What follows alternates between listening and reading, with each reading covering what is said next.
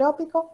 Una vez que ellos son activados, hay un cambio en cuanto a la duración, difiere de los otros dos, es que esto puede durar de minutos a horas. Los más frecuentes ya les mencioné, que son los receptores de insulina, los receptores de factor de crecimiento plaquetario, de factor de crecimiento tisular, con actividad de tirosina quinasa.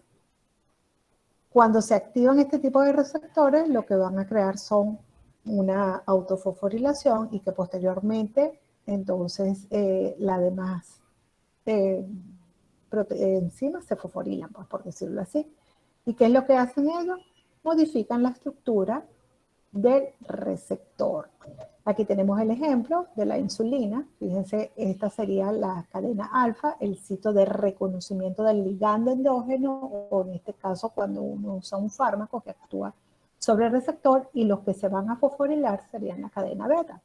Activan la cascada, produce tirosina, se autofosforilan, el receptor de tirosina quinasa fosforila otras proteínas, por ejemplo el sustrato de receptor de insulina, para finalmente tener el efecto biológico de la insulina. Y ya ustedes saben por fisiología qué es lo que hace la insulina. Cuando hay un aumento de los valores de glucosa, ¿qué es lo que hace?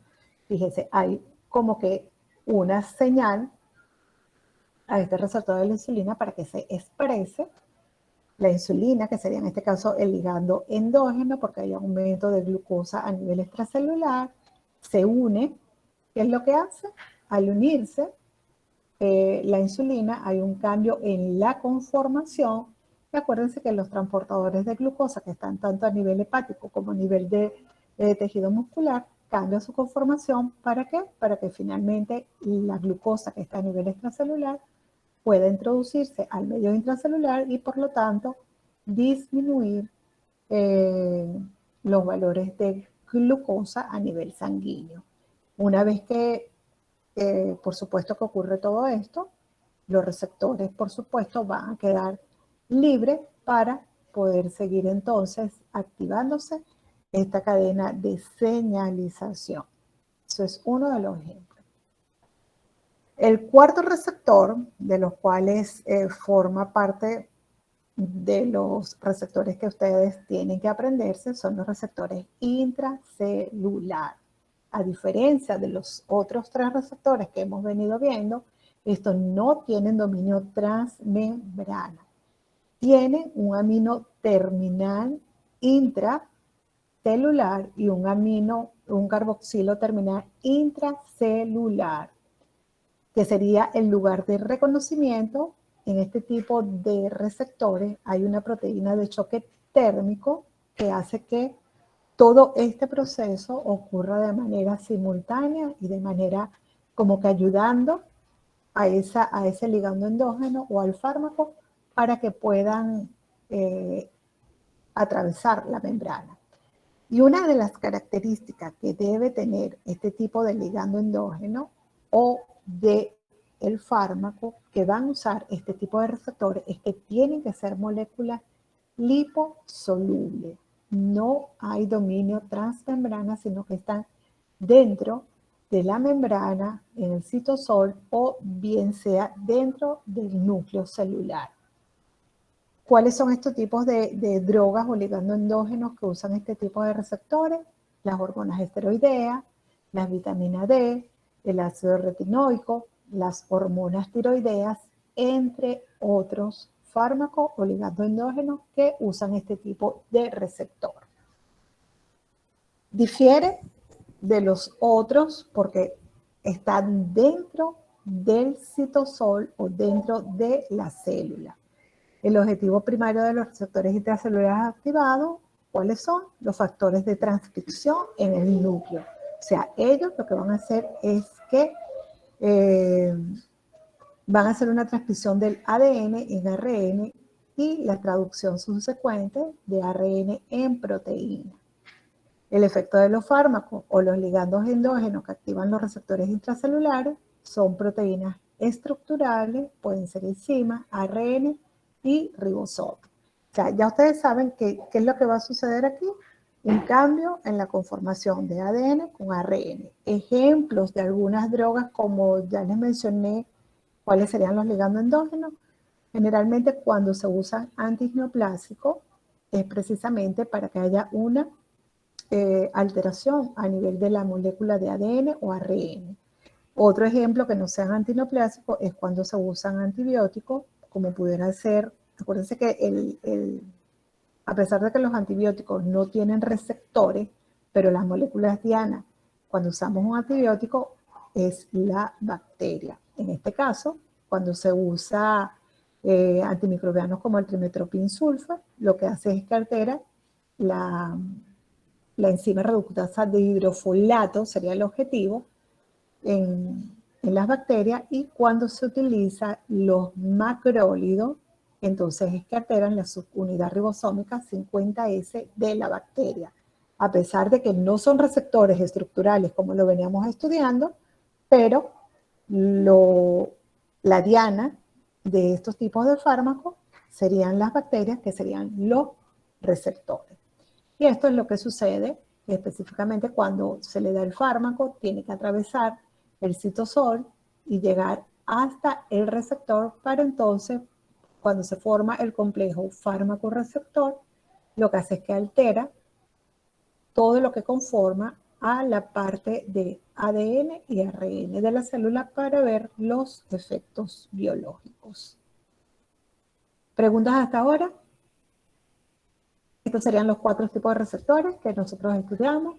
Los ionotrópicos, que en cuanto a una de sus características diferenciales de cada uno de ellos es en el tiempo que ocurre la estimulación. Recuerden que los dos primeros, tanto los ionotrópicos como los metabotrópicos, eran muy rápidos, en milisegundos.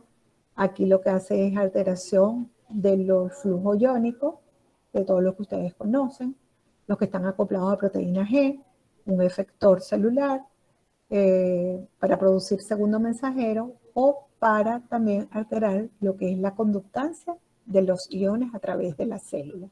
Los que tienen actividad enzimática, que ya le di los ejemplos, que es el que acabamos de ver, y los receptores intracelulares, que la característica, difiere de estos tres, porque están ubicados en el citosol o dentro del núcleo, y por lo tanto la droga tiene que ser liposoluble. Un poco más de lo mismo, los mecanismos de señalización. En cuanto al tiempo y que es lo que está sucediendo. Ok, entonces, ¿cómo debe ser para que ocurra una activación o para nosotros tener una acción y un efecto farmacológico? Se debe formar el complejo fármaco-receptor. Si no se forma ese complejo, no vamos a tener ni lo que es una acción farmacológica ni lo que es un efecto farmacológico. Entonces, esa interacción fármaco-receptor es importante que ustedes sepan que es primeramente dinámica, no es nada estático. Es saturable. Una vez que los receptores están todos ocupados, por más dosificación, por decirlo así, que nosotros le demos a este paciente, como es un mecanismo saturable, entonces más bien vamos a tener concentraciones elevadas de la droga, y más que un efecto beneficioso podemos estar causando un efecto dañino. Es específica. Si no hay una especificidad, no hay la capacidad de unión del receptor y por lo tanto no hay acción ni hay efecto. Es de alta afinidad, y esos conceptos ustedes tienen que habérselos aprendido, y que es reversible siempre y cuando el tipo de enlace sea no covalente. Eso es la interacción fármaco-receptor. La unión fármaco-receptor es constante, es específica y es predecible. Cuando damos una droga, no tenemos que tener claro que es que no vamos a crear nuevas acciones para la célula o acciones desconocidas para la célula. Siempre es específica, porque yo me estudié la farmacocinética y la farmacodinámica de la droga y yo sé qué es lo que voy a esperar o cuál es el resultado que debo esperar cuando doy una droga en particular. Hay cambios en la conformación de ese receptor, hay activación de elementos bioquímicos que acabamos de estudiar desde que estamos viendo el tema 1 y por supuesto sabemos entonces que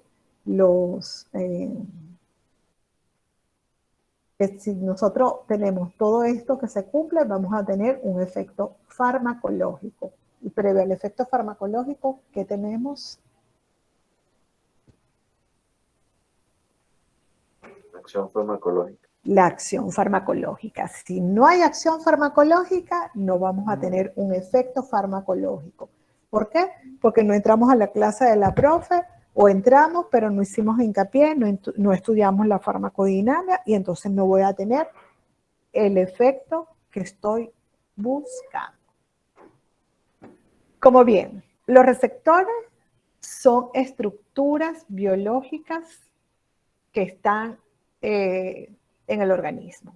Y como tal, entonces ella se sintetiza y se metaboliza. O sea, hay síntesis y hay un metabolismo que vamos a ver cuáles son esas características. Hay una destrucción de esos receptores. ¿Dónde ocurre la síntesis del receptor? Los receptores se van a sintetizar en el interior de la célula, en el retículo endoplásmico, por los polisomas. Ya los receptores vienen con una determinación genética. O sea, el receptor que se va a formar, un receptor beta, un receptor alfa, ya ellos vienen con una determinación genética cuando se produce la síntesis. Después que se sintetiza este receptor con su determinación genética, van a ser almacenados en el aparato de Golgi, donde se van a unir, aquí, donde se van a unir en cadenas de oligosacáridos. Se menciona que estos receptores, bueno, se menciona no, ya yo se los había dicho, existen la teoría de que los receptores siempre van a estar inactivos siempre y cuando no tengan el estímulo allí presente, siempre y cuando no esté el ligando o no esté el fármaco. Ellos están en reposo, ¿ok? Y existe una teoría de la señal de membrana. Cuando está el estímulo del ligando endógeno o del ligando exógeno, entonces estos receptores se expresan a nivel transmembrana para que pueda ocurrir su acción y todos los eventos que hemos venido mencionando. Una vez que este receptor cumpla su ciclo biológico, que ya está envejecido, comienza su degradación y se forman en vesículas, se interiorizan, son poco reversibles. Una vez que el receptor ya está interiorizado a nivel de vesícula, ocurre una degradación final del receptor por parte de los lisosomas.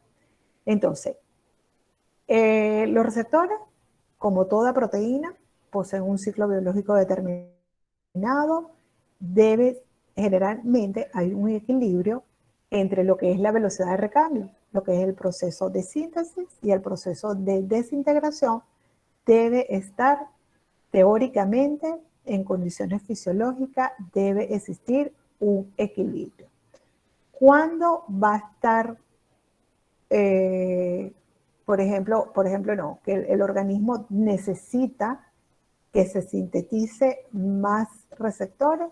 Cuando este receptor está envejecido, que ha perdido su capacidad de unión o la capacidad de afinidad con el agonista, puede ser que la degradación vaya a estar acentuada cuando hay procesos de desnervación, cuando, por ejemplo, hay la formación de anticuerpos contra ese receptor, lo que sucede generalmente cuando hay problemas de tiroides, cuando hay problemas de diabetes, que hay anticuerpos contra esos receptores y, por supuesto, está aumentada la degradación. La densidad de receptores va a estar regulada por el incremento, por el aumento o por la disminución del número de receptores. Recuerden que debe haber un equilibrio cuando se modifica la afinidad o la capacidad de unión del agonista con el receptor y la capacidad para convertir la ocupación del receptor en una respuesta biológica. O sea, el receptor está inservible, no sirve. Teóricamente debe haber un metabolismo entonces de ese receptor que está allí de forma en reposo. Entonces, cuando se forma fármaco, cuando se forma ese complejo fármaco-receptor, ¿cuáles serían las características de traducción de esa señal?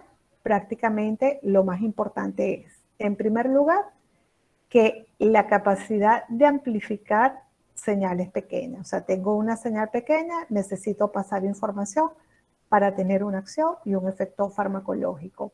Y también otra de las características que debe suceder cuando hay esa traducción de señal son los mecanismos para proteger la célula cuando hay una estimulación excesiva por la indicación de un fármaco agonista y el paciente, por desconocimiento del paciente o por desconocimiento de nosotros como médicos, indicamos dosis de fármaco sin cumplir los periodos de reposo del mismo. Vamos a ver qué sucede en la amplificación de la señal. Eso más que todo se ve cuando usamos drogas que usan los receptores ligando a proteína G y los receptores enzimáticos. Tienen la capacidad de amplificar esa intensidad de señal y la duración mediante el efecto de cascada de señal. Ya esto nosotros lo vimos en las clases anteriores. Entonces, la proteína G activada persiste por una mayor duración que el complejo original agonista-receptor. Un ejemplo, cuando se usa el salbutamol es un fármaco que se usa en pacientes que tienen crisis de asma o que son asmáticos. Este puede existir unos cuantos milisegundos, pero cuando se activa, ellos se unen a la proteína G. Recuerden que si revisan sus clases pasadas, vamos a ver en cuál receptor se va a unir el salbutamol. Entonces, la activación subsecuente de otras proteínas G puede durar un poco más de tiempo. Entonces, la prolongación y amplificación adicional de la señal van a estar mediadas, primero que nada, se activa la proteína G y luego sus respectivos objetivos intracelulares, y por eso es que la acción del salbutamol persiste por mucho más tiempo por la amplificación no solamente del complejo fármaco-receptor que está ocupado para provocar una respuesta máxima. Los sistemas que siguen esta conducta tienen receptores de respuesta. ¿A qué me explico? Vamos a leerlo aquí tal cual como lo dice. Alrededor del 99% de los receptores de insulina son de respuesta. O sea, está el receptor original y hay algunos receptores de respuesta como un mecanismo de protección. ¿Ok? Es una reserva que tienen los receptores de insulina hasta que se agotan. Hasta que se agotan. Este es el caso de los receptores de insulina. Y, por ejemplo, los receptores beta-adrenérgicos en el corazón son muy pocas sus respuestas. Por eso es que cuando nosotros tenemos un paciente portador de una insuficiencia cardíaca, los receptores, para obtener una respuesta máxima, estos receptores deben estar funcionando. Por eso que ustedes ven que un paciente, cuando uno le da, por ejemplo, una digoxina, los receptores de digoxina se agotan y el paciente sale muy poco rápidamente de esa insuficiencia cardíaca. ¿Por qué? Porque los receptores de reserva, en este caso, a nivel del corazón, están disminuidos. No así aquel paciente que es diabético, que aún tiene receptores de reserva, y por eso es que al momento de responden un poco más rápido cuando hay una hiperglicemia, porque están esos receptores de respuesta o de reserva funcional. No sé si me expliqué. En el segundo lugar, o la segunda característica de los receptores, es un mecanismo de protección a la célula ante un estímulo excesivo. Y eso es lo que se llama la desensibilización. ¿Qué es la desensibilización? Es un proceso que se va a caracterizar porque hay una pérdida de respuesta celular ante la acción de un ligando, bien sea endógeno o de un fármaco, y generalmente es una respuesta homeostática, es una respuesta de protección ante un estímulo excesivo, crónico o agudo. Un ejemplo bien palpable de este tipo de sensibilización, ¿quién me lo puede decir?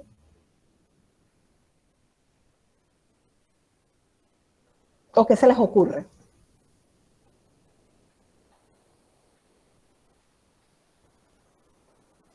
¿Están allí? Sí, doctora. Ajá. ¿Puede repetir la pregunta, por favor? Ok, fíjate que la desensibilización, o sea, el receptor se desensibiliza porque hay un estímulo excesivo, crónico o agudo de un fármaco o de un ligando endógeno. ¿Cuál sería un ejemplo bien palpable? Bien palpable, y estoy segura que lo han visto más de una vez. Que el receptor se Doctora, desensibiliza. podría ser en los casos que las personas que toman constantemente antialérgicos. Pudiera ser uno, pero hay uno más específico. En el caso de Hay los uno más. antibióticos. No, antibiótico no. No tiran flechas. Si no ¿No se saben ve qué el es alcohol? el alcohol, los pacientes que se drogan. Por eso que ustedes ven que el paciente que se droga, que quiere más y quiere más y quiere más y cada día aumenta más hasta que por supuesto se sobrepasa y ocurre los fallecimientos. Aquel paciente que se droga o los abuelitos que toman tratamiento antipsicótico no, Es para dormir, como con los psicotrópicos. con los psicotrópicos, es correcto. Usted ve, no, pero es que se toma 0,5 y no le hace nada. Entonces uno tiene que ir aumentándole la dosis, no, pero es que ya cuando supera los 2 miligramos, que es la dosis máxima de un psicotrópico al que el abuelo que necesita para dormir, es porque sus receptores están desensibilizados.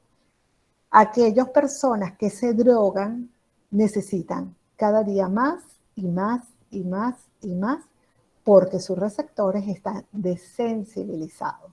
Y por supuesto no van a tener el mismo estímulo que al inicio y es una respuesta de protección. Pero ¿qué sucede? Hay una sobredosis y por eso es que ocurre muchas veces estos accidentes fatídicos.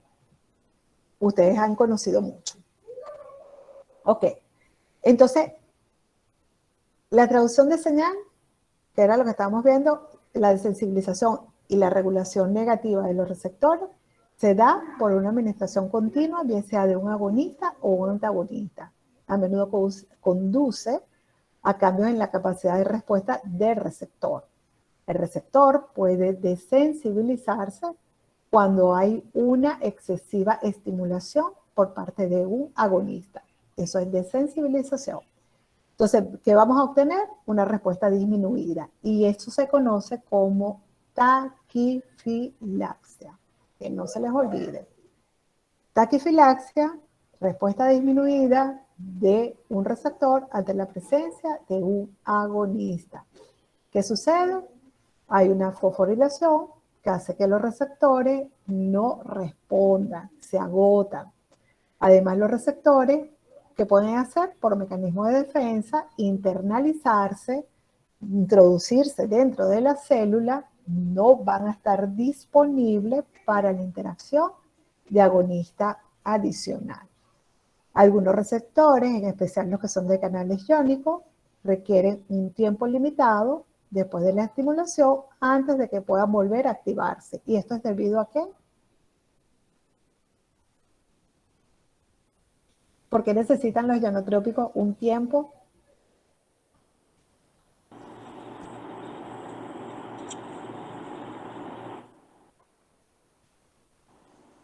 Por el potencial de membrana para que vuelva a su Por el estado normal. potencial de membrana, es correcto. Recuerden que tiene que volver a su estado original. ¿Okay? Entonces están refractarios, Por eso hay fármacos que utilizan receptores, que estos receptores, acuérdense que yo les dije que eran una de las características, que son de números limitados.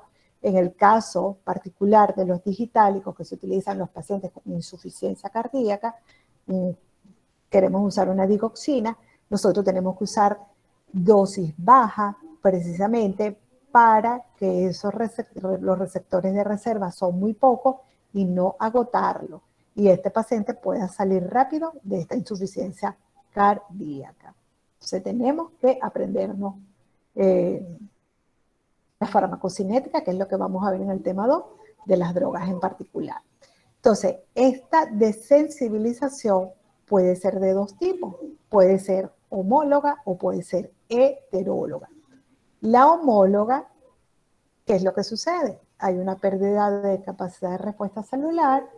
Puede ser porque hay un cambio en cuanto a la estructura del receptor como a la funcionalidad del mismo. Y es homóloga porque está afectada el receptor, que es para esa droga en particular. Puede haber una disminución de la afinidad del receptor, hay inhibición de la síntesis de novo de ese receptor y por lo tanto el número de receptores funcionales disminuye. Hay una regulación a la baja. La homóloga es cuando pierde la capacidad del receptor a ese fármaco, bien sea estructural o bien sea funcional. Y la heteróloga puede entonces afectar no solamente al receptor que va a usar esa droga en particular, sino también a otros receptores que pudieran ser. Acuérdense cuando yo les mencioné que había drogas que van a usar un solo receptor y puede producir una acción y un efecto, pero que también esa misma droga puede utilizar otros receptores. Y aquí, entonces también hay una pérdida de la capacidad de respuesta de ese receptor porque puede alterar o modificar en algún paso de los sistemas efectores en cuanto a la traducción de la señal.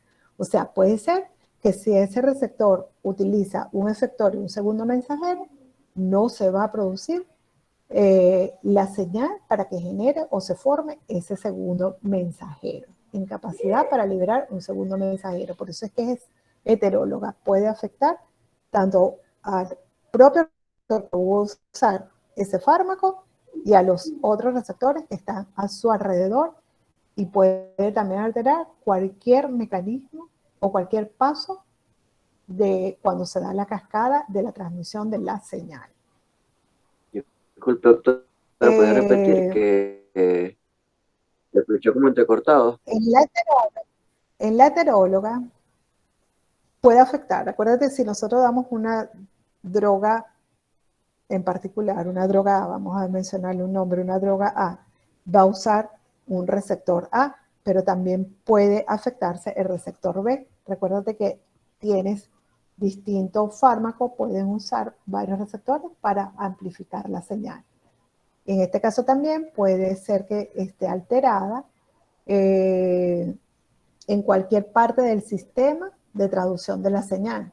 Si es un receptor que ocupa, que está unido a una proteína G o metabotrópico, puede ser que no se dé la formación de un segundo mensajero. ¿Ya? Sí, gracias. Ok. Y por otro lado, eso sería la desensibilización, que también protege es una respuesta homeostática. Tenemos entonces la otra parte, que sería la hipersensibilización. En este caso, hay un aumento de la respuesta celular ante la acción de un ligando endógeno o de un fármaco, como resultado de la falta temporal del ligando del fármaco. Ejemplo, cuando nosotros usamos una droga para bloquear el efecto o para inhibir una respuesta celular, por ejemplo, cuando nosotros le damos al paciente un beta bloqueante porque el paciente tiene una taquicardia primaria o secundaria a lo que está produciendo esa taquicardia en particular, nosotros siempre damos un beta bloqueante. Estamos bloqueando esa función. Pero si el paciente por descuido no compré la medicina o no tengo para comprar o se me olvidó o porque X desbloquea de forma aguda ese receptor, entonces hay una taquicardia excesiva. ¿Por qué? Porque esos receptores están ávidos de ese ligando que yo estoy bloqueando. Entonces hay una respuesta exagerada de ese receptor. Y es lo que se denomina como hipersensibilización. ¿Ok? Es un aumento de la respuesta celular ante la acción de un ligando endógeno o de un fármaco cuando este receptor se bloquea de forma temporal por alguna indicación médica o justificada. Esta sí es más fácil, esta se entendió. Sí, doctora.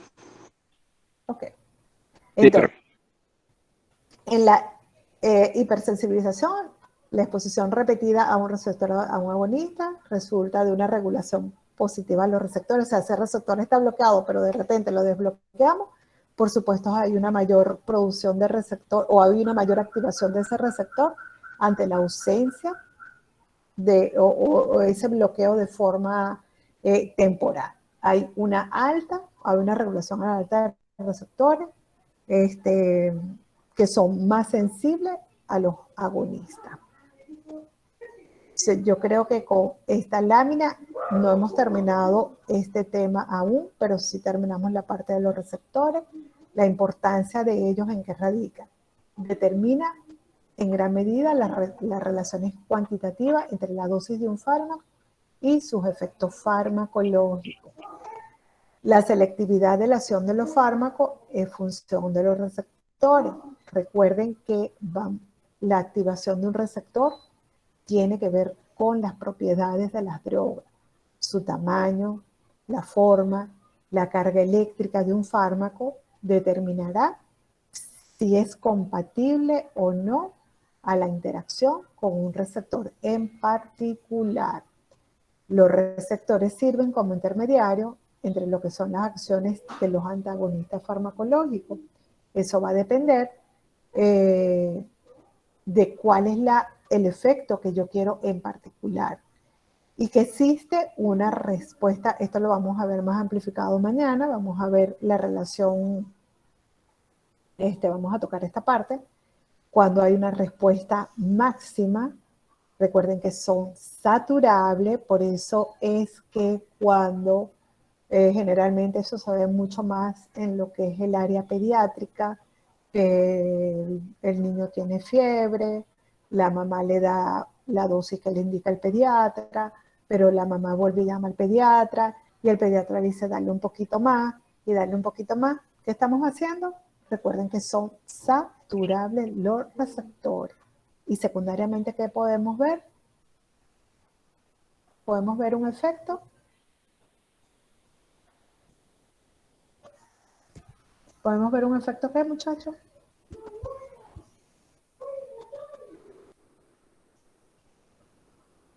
Niños. Taquifilaxia. No tanto taquifilaxia, podemos ver Un efecto secundario del fármaco. Un efecto secundario del fármaco. Y eso es un efecto ¿cómo? Tóxico. Un efecto tóxico. Trastornos de intoxicación. Intoxicación. por el alto grado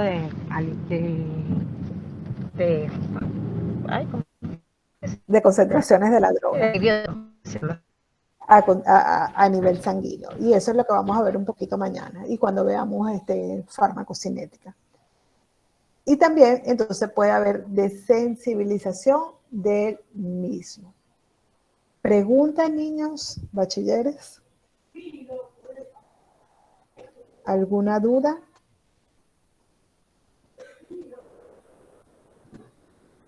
Ok, si logramos terminar mañana tema 1, vamos a planificar, que yo pienso que sí vamos a terminar, vamos a planificar la práctica por este mismo medio hasta que no nos digan lo contrario, entonces se iniciarán la semana que viene. ¿Ok? Con lo que hemos visto hasta el día de mañana. ¿Alguna pregunta? Ok, perfecto, doctora. ¿Y cómo es la dinámica de la práctica, doctora? Bueno, hasta ahora no sé cómo la vamos a hacer. Dame chance porque